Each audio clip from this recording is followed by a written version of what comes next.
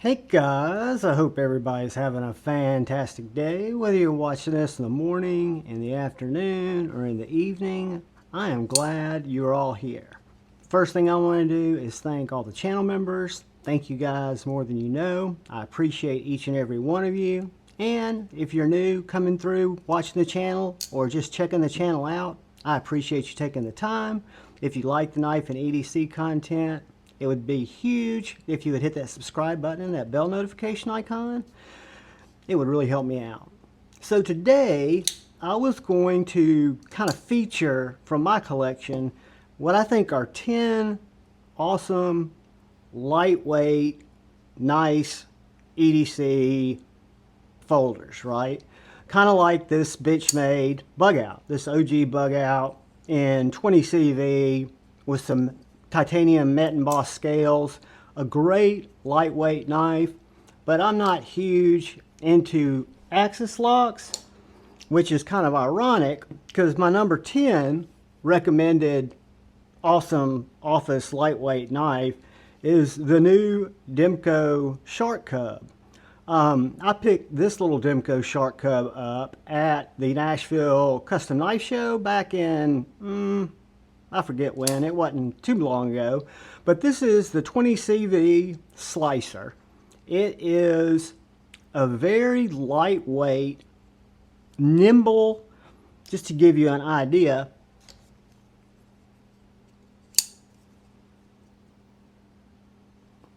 see, it's a littler guy, but it is a super slicey. It is very pocketable and takes up very little real estate. Comes with a steep carry clip. I mean, just a laser beam, which is what I look for in a thin EDC carry, right? Something that's going to be light, that's going to be and make easy work of packages, letters, things I might use during the day, right? That I might need to cut. Nothing hard use, but these knives aren't really in that category. It's very fidgety. The Shark Cub to me is much more fidgety, even though I don't thumb flick, much more fidgety than the 20.5 or the AD20. It's a thin package, just a great EDC knife. And number 10 on this list of, again, number 10, don't think it's much worse than number 1. I just put them in an order of my preference. And I'm calling this one number 10, the Demco Shark Cub. Aluminum body, 20 CV blade. Great little knife. Moving on, we come to this knife. A little bit more expensive, but what you would call, I guess, an all-weather knife, an all-seasons knife. This is the Quiet Cary Drift. It's in Van X Super Clean, titanium. From what I've read and heard, it is a truly rust-resistant knife. It is very thin. It fits my hand perfectly. It's a very, just a nimble ADC or EDC knife. The Van X is therapeutically slicey. And one of the common threads of these knives, they're not only going to be very pocketable, but they're going to be very thin. Most of them are going to be very thin knives, and that to me is one of the advantages of a well-designed EDC lightweight carry, right? And we call it an office carry or just a lightweight carry. But the Quiet Cary Drift, I think, punches well above its weight. I really like this knife. I was kind of late to the drift game. They also have a large drift, and they've come out with more modern iterations with a thumb hole. I like this OG with the thumb studs. A great knife. Call it number 9, the Quiet Cary Drift. Moving on, we come to this little guy. This is the 3-inch Hinderer XM18 Wharncliffe. This guy is much thinner, both in blade stock and in scales and width than my 3.5-inch XM18s. But it's still probably going to be the thickest, most robust knife on this list. Very slicey.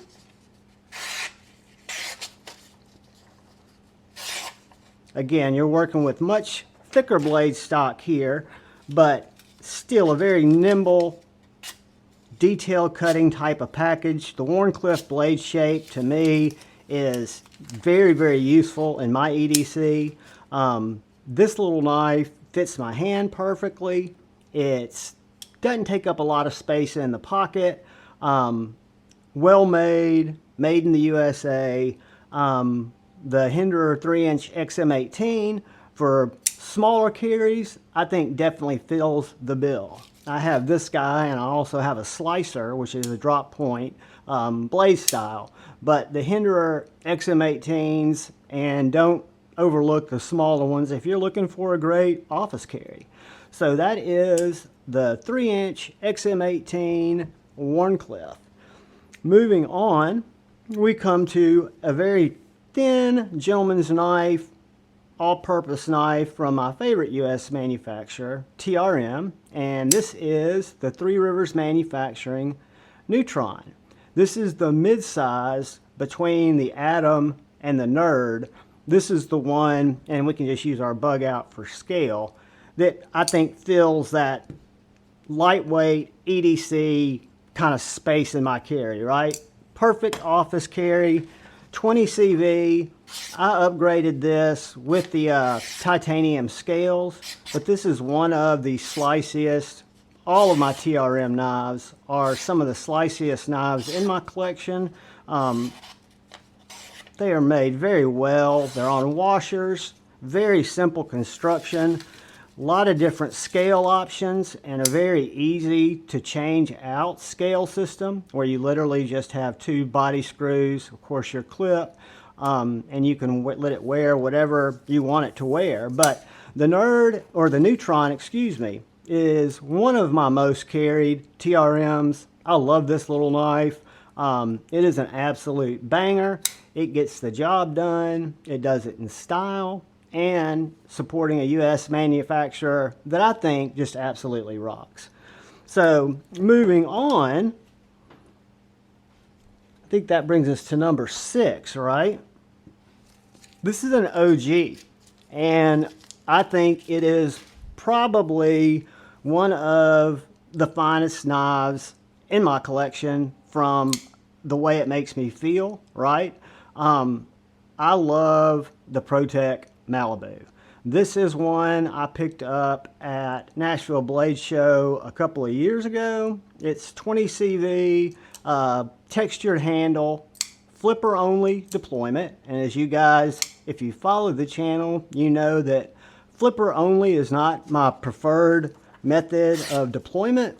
However, this knife, because of the way it makes me feel, because of the detent, because of just the absolute, I think, perfection of this little knife, for me, in terms of an EDC knife, it just makes it that good. So I can overlook the fact that it doesn't have multiple deployments, that it's the only really knife on this list that's probably going to be flipper tab only.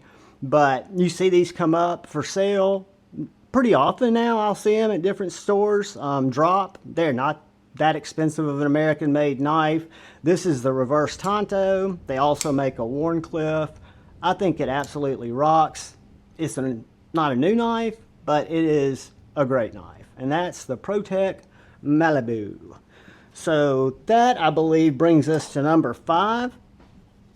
And guys, this is a newer knife, but this is a knife that I think fits the bill of lightweight EDC carry with some class, or with some whimsical nature if you get crazy looking scales, or if you chose crazy looking scales.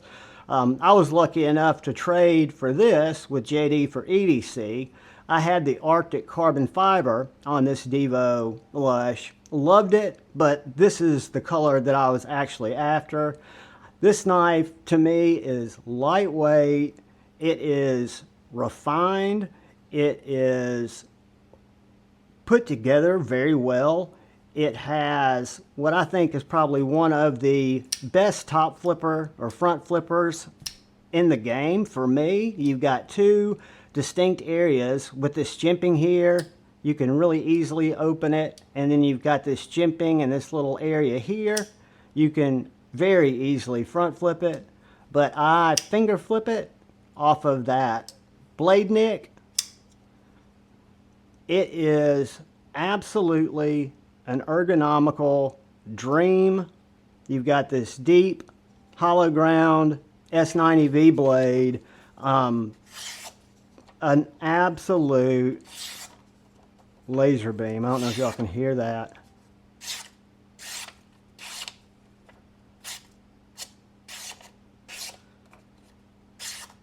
Yeah, guys, the DVO Lush for me fills the spot of gentleman's folder extraordinaire. It's a head turner. It's built well. For me, it's the right size. You've got fantastic ergonomics, fantastic hollow ground blade, just an absolute banger. One of my favorites, probably, I like the buzz too, but I would say that this is probably my #1 Divo knife design, and it's different. So I love it. This is the Lush. This is the 80s carbon fiber, S90V titanium, very lightweight, very nimble, and a fantastic gentleman's lightweight carry. So moving on, I believe that brings us to #4, and this knife has not found its way out of my pocket since I picked it up. I got this knife on a trade. This is a knife that I had wanted in the collection. I don't even think I've done a review on it yet when this video will go live. But this is the TW Price Dawn V1. Top flipper. I just missed that fuller because I'm looking through my screen.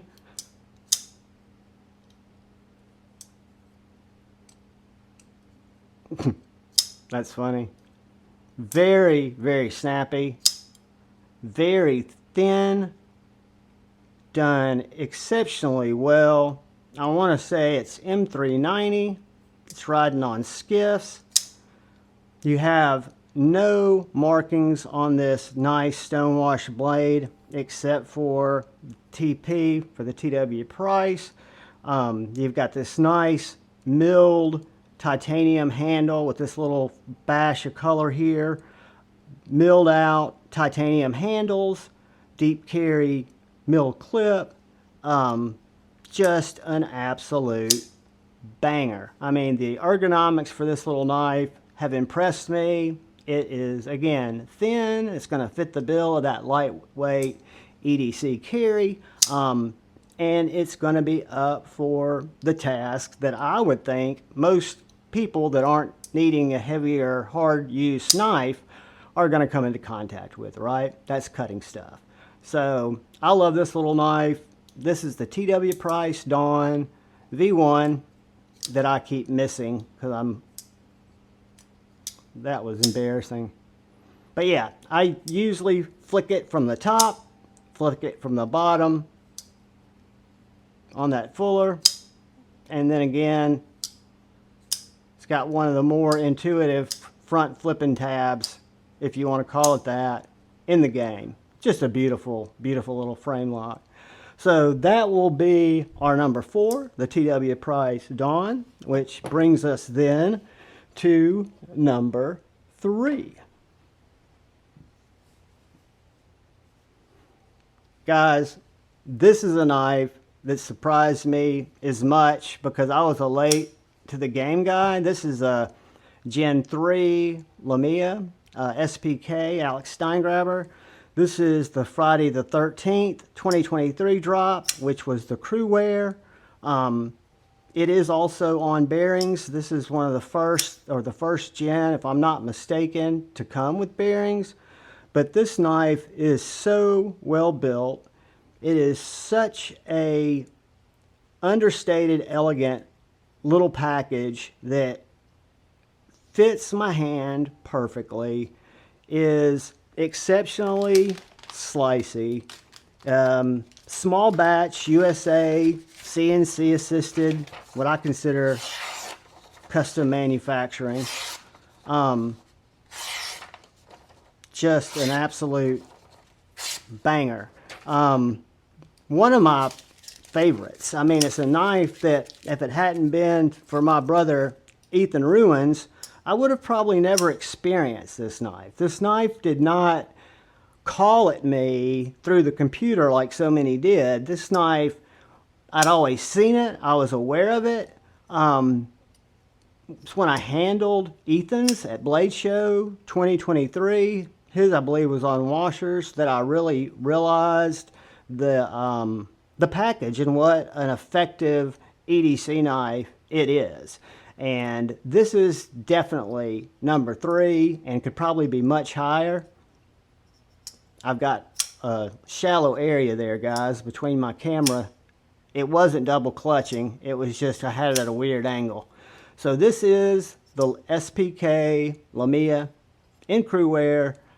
Great USA made knife. Very nimble, lightweight package, but up for the task.